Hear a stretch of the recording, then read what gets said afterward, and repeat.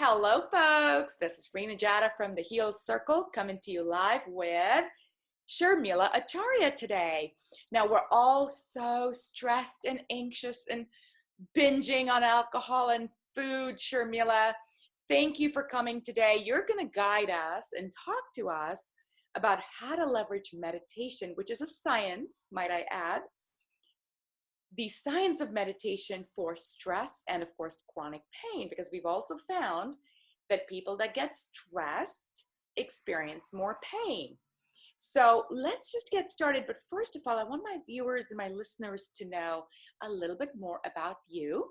So tell us a little bit about what you do and what journey led you into sharing the wisdom around meditation.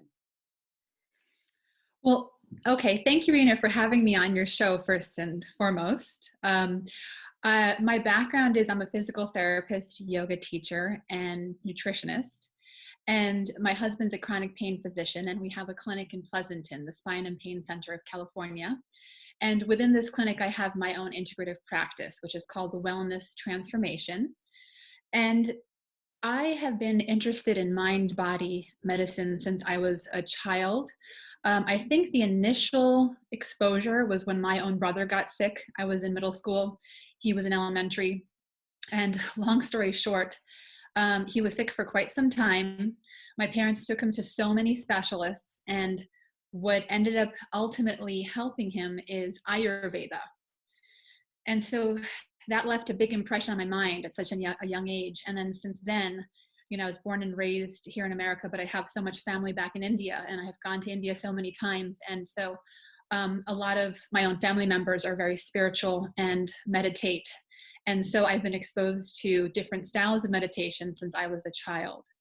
And as I got older, I purposely sought out different styles of meditation, anything from a 10-day Vipassana Buddhist meditation retreat where you don't talk and you meditate all day, to different weekend type of trainings, just to see what's out there. And it's an ever evolving journey for me. I'm still, I consider myself a student, still learning and still diving deeper into myself. So. How wonderful. Before we dive into you actually walking us through an experience, let's talk about what have you learned with respect to the connection between meditation and pain? Yes. Well, so part of what I do is I work with, typically my clients have chronic pain for quite some time, and they have seen a variety of healthcare practitioners. And so when I first see them, I educate them on a variety of lifestyle strategies. And one of them is the pain and brain and how our thoughts, emotions, and stress influence pain. And the way I can best explain it is that the brain creates pain ultimately. So there's many areas of the brain that are involved in pain. And it's interesting because a lot of the areas that are involved in pain overlap with the areas that are involved in emotion, as Dr. Sean Mackey of Stanford talks about. And so emotions yeah, you're right, that's very interesting. Exactly. So, emotions translate. There is an intrinsic energy to emotions, which has physical manifestations. Exactly. Yes. Yes. And I think this is important information to get out there, and when it is, because people feel that they can be very, very upset about something, hold that in, and somehow that will not manifest into physical experiences. That was my first learning, that wow, if you can let go of a particular emotion, then you suddenly don't have stomach pains anymore. And I had an interview just 2 days ago with an expert where we talked about IBS and the direct connect between IBS sufferers and them holding on to anxiety and stress, and that when they helped these IBS sufferers with specific calming techniques, their IBS resolved, or at least it got better. So this was Dr. Valencia Ray, right? She was walking us through this. And so please continue. I think it's just so important people to understand that if you're having physical pain, Mhm. that there might be an emotional connection, and hence tools and techniques that are scientifically proven, like yoga, like meditation, have to be considered Yes, as an official prescription. I literally exactly. think of it, it's a prescription. You've got to give it a shot. Exactly. You know what? You said so many interesting things that I'd love to speak on. What IBS connection, first of all, that itself is just very fascinating to me as a nutritionist, because I also have trained in clinical hypnotherapy as well. And there's also research on gut directed hypnotherapy and IBS and the connection of the gut and the brain. And that's another area that I feel needs to be emphasized as well. And in my experience, when I encounter clients and patients, when I talk about these things, they look at me like, what do you mean? They've never heard of it before. Right. When we talk about thoughts, stress, emotions. And, especially as a physical therapist, that was my first training, is in physical therapy way back. I graduated in 2000, and we didn't learn about anything like that. We learned about, if something hurts, you kind of focus on that area. And so I've evolved my view quite a bit over the years. And for instance, just a practical example, one common type of person that I see is someone with neck pain. And so maybe they work at the computer all day, and maybe they're hunched over the computer, and they come in kind of like this. Okay. And so So they're not true. even they're not even aware of this. And so, of course, as a physical therapist, I teach them about ergonomics and posture and stretching and strengthening. But I also teach them about how stress can be stored in your body, and techniques and how to be more aware of how you store stress and how to release it. And I think that's equally important. So I think it's quite crucial to get this information out there, especially at this time right now when we're going through the coronavirus, and the amount of stress and fear is totally on the rise. And when I talk to people and I talk to patients, they're just really worried, and they're also concerned about not getting the kind of health care resources that they need. And so at this time more than ever, I think is really important to engage in these kind of practices. So Couldn't um, agree more. Couldn't agree more. yeah. So let's get started. What Oh, are you going to walk us through first? well, I just wanted to finish talking about pain, and a little bit more on that. Um, you know, Another kind of important thing to know, if this is kind of new to you and you've never meditated before, is that our thoughts and emotions and stress and even chronic pain itself can activate the fight or flight response, the sympathetic nervous system. And if this is new to you to hear, I'll just explain a little bit about it. The fight or flight response is designed for our survival. So if you imagine that you lived back in the day and a tiger jumped out at you, the fight or flight response would be activated, which would cause all of these changes to happen. Like your heart rate and blood pressure would increase, your breathing would become faster, your muscles would become tense, and your blood sugar would increase for energy.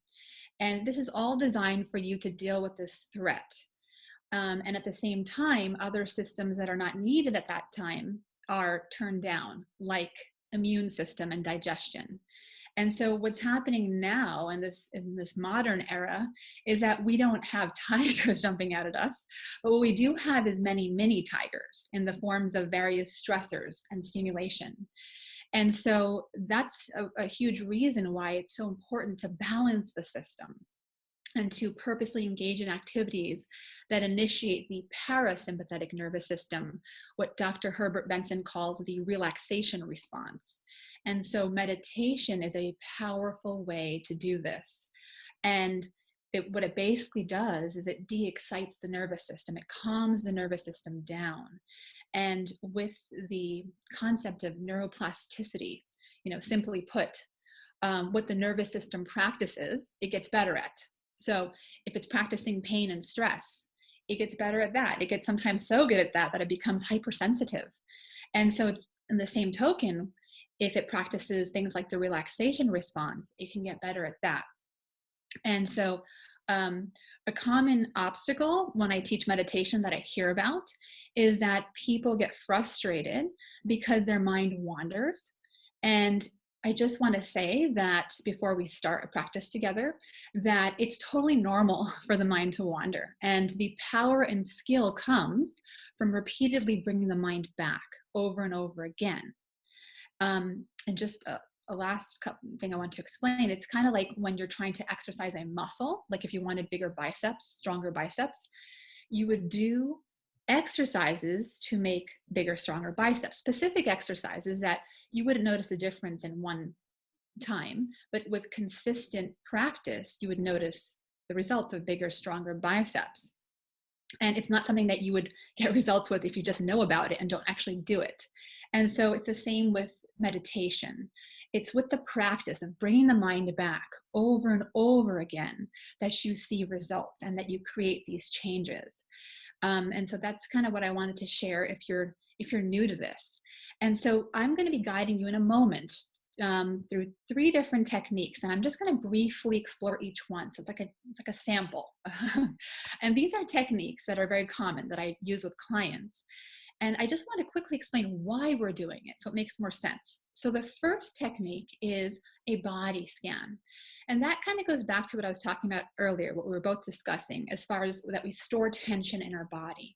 And so this is a way that we can actively become aware of that and release it. The second technique is breathing. Breathing is a very common technique used in a variety of styles of meditation because breathing is a link between the mind and body. And you probably have noticed this before. If you've ever been like really angry, upset, or in pain, and you notice how your breathing changes, maybe you hold your breath or you breathe shallow. And so, in the same token, on the flip side of this, purposely working our breathing is going to positively impact our mind. And then the third technique that I'm going to talk about is really known as mantra meditation. And what it is repetition of a word, sound, or phrase. And it's a technique that's been around for thousands of years. And there's a doctor named Dr. Herbert Benson that did a lot of research on this technique. And he found that it's a way to elicit what he called the relaxation response. And so it's quite powerful. And you can actually use any word that means something to you.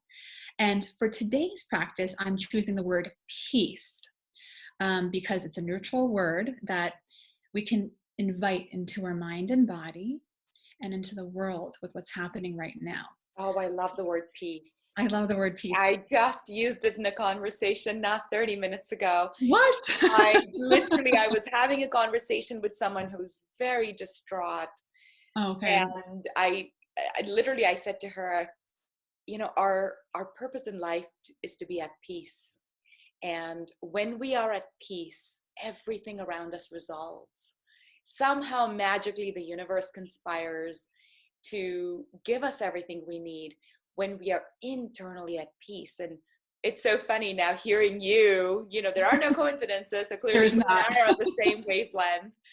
And I was saying to her, I'm going to send her this recording. Yes, please do. Yeah. Please do. There's something powerful about it. I totally agree with you. I'm just getting goosebumps by what you said just now, Rena.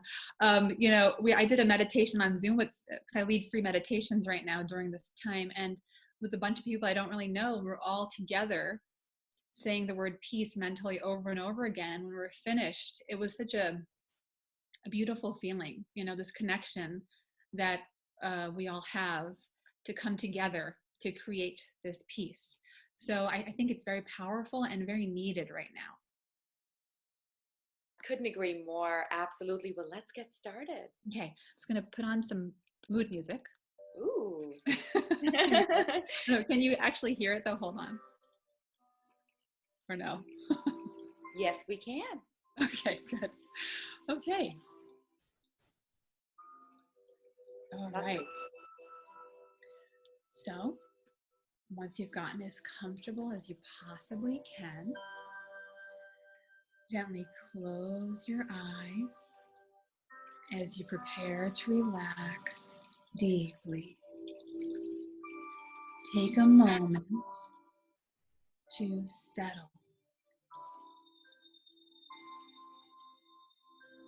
And we're going to start by scanning the body. And if you find any tension, you can gently invite those areas to relax. Starting with the top of the head and moving down to the forehead, eyes, cheeks and jaw, mouth, the whole face softening, and then moving down to the neck,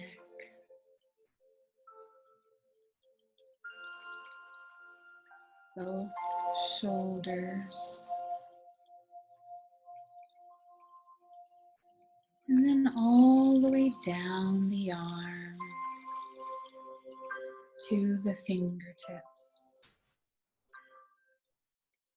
draining away tension. And scanning down the front, starting with the chest, and then the abdomen,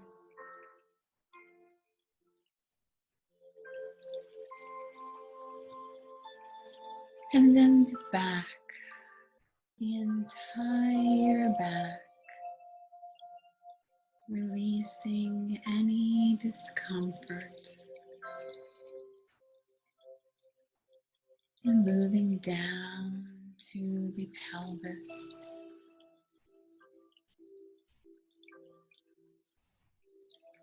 and then down the legs, all the way down to the feet and toes. The whole body relaxing more and more.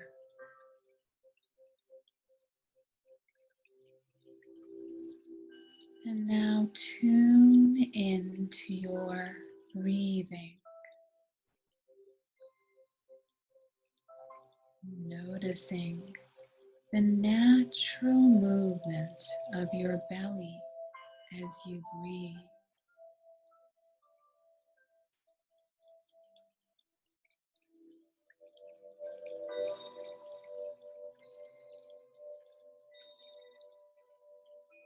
The rise and fall as you inhale and exhale.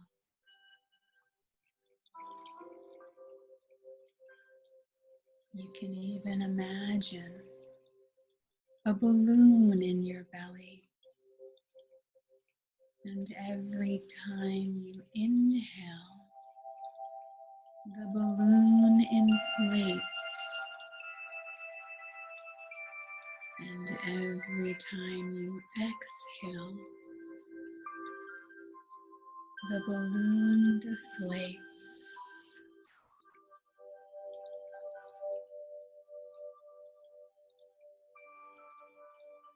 Sinking into comfort with each breath you take.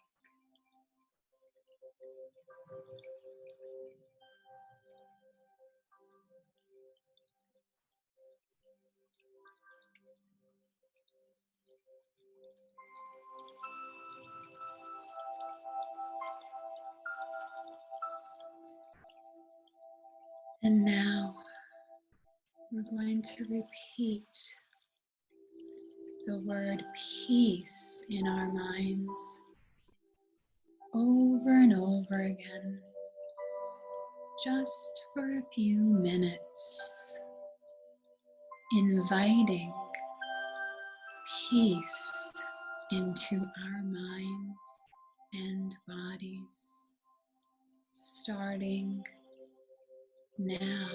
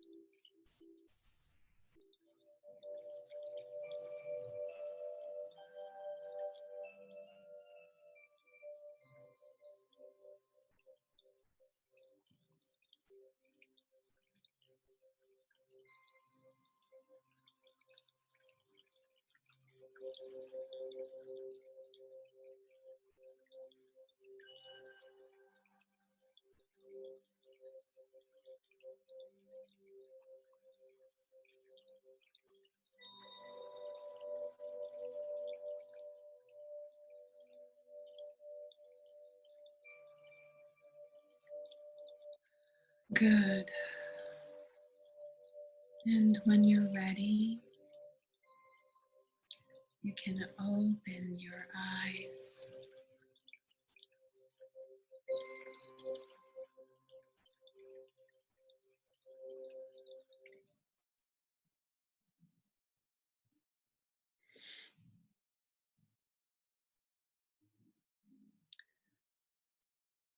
So, That was beautiful. Wow, that was so beautiful.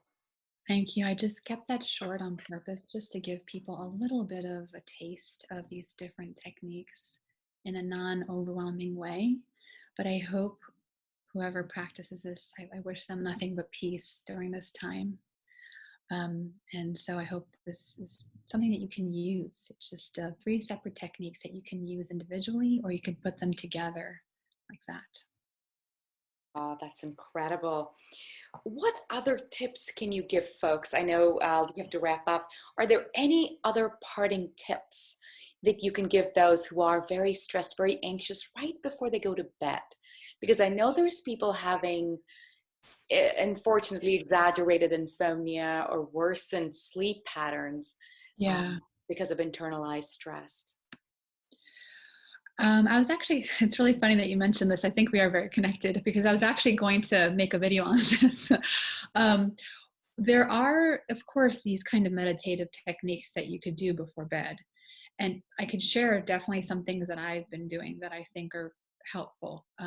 It takes a little bit of experimentation to find what works for each person. But for me, the first thing is I don't look at the news right before I go to bed. The second is I write in a journal. Journaling is a way that you could write down some of your concerns, but also write down things like what you're grateful for to kind of reset your mind. And then I have certain things that I do, such as certain herbal teas. For me, I drink some chamomile tea at night. And then I have certain oils that I use. My luxury item that I love to do, like one of my favorite things to do, is soak in an Epsom salt bath with maybe adding some lavender in there. And once I do that, I also put on some meditative music and do some different kind of practices actually in the tub. Um, and the kind of oils that I use some Ayurvedic oils. Specifically, one that I like is one called Bringaraj oil that I put smells Calms of. the mind. Huh? Calms the mind. Yes, it's super calming for the mind. I've noticed quite a difference. And even my kids have asked for it before. I actually put it on their feet for them. And they've actually asked me, Mom, can you put that oil on my feet? So, and I've also had other people that have tried it and that help works for them. So these are some different things that I do. It's like a sleep routine to kind of get myself out of all of that stuff that's happening and into a space that's calming and preparing for sleep. So I think just having some kind of routine is required to Oh, do that's that. wonderful. I And couldn't agree more. They call it sleep hygiene. yes, sleep hygiene, And exactly. if ever there was a time when we needed sleep Yeah, hygiene, it is yeah. today. Today, exactly. Yes, But if yes, ever there's a time we need sleep hygiene and practices like meditation, yes, yoga, yes, also being out in nature if you can do it wherever you yes. are. I happen to live near some like space that they won't be near people, and so I like look at the cows and see the fields, and to me that's like my therapy. I need that every day actually. So if you can do that anywhere, get outside, just feel the sun on your face. That's a huge thing too. But as far as any other resources, if this helps your viewers, Rena, is that on my website, thewellnesstransformation.com, I do have free meditations that I professionally recorded, as well as I just released an intro to meditation for middle schoolers, because there's also people telling me about the teachers telling me about the amount of kids that are stressed out now too. And also I do free Zoom live meditation meetups during this time, just to help in any way that I can, to help people find some peace. That is so generous of you. We're going to go ahead and post all that information out, but repeat for everyone again the URL. Thewellnesstransformation.com. And on that website, there's a section that's called meditations, and that's where everything is. And that's where I just posted my middle schoolers intro to meditation. And soon, hopefully any day now, I'll also have a meditation on there specifically for chronic pain. So I'm just waiting for it to come on Amazon, and then I can post the link on there. So I'm just trying to do whatever I can to add whenever I see there's a problem with my skills, to add to some peace for people. I love it. This is beautiful. Sharmila, we're so grateful to you for taking time out today to come and share your beautiful practice. Thank you for what you do, Rena. Thank you for having me on here. And thank you for everything that you're doing to help in this time. I really appreciate it. And it's so nice to connect with you. Same here. And for the rest of you, start practicing this. One is to listen to us here, but the second step for you really is to implement this in practice. So I challenge you today that take the time out, take 10 minutes, 15 minutes, whatever you can, press play, again, and listen to this and do this for 7 days. I always tell people, for something to become a practice, do it for 7 days at a stretch. Don't miss a day. And then you'll start to look forward to it. And it won't be something that you need to put into your to-do list. It's something that you'll do naturally. Stay smiling, may peace be with you. I'm going to say that, may we all have peace through these times of anxiety. Thank you so much. Thank you so much. Take care. Bye. Bye-bye.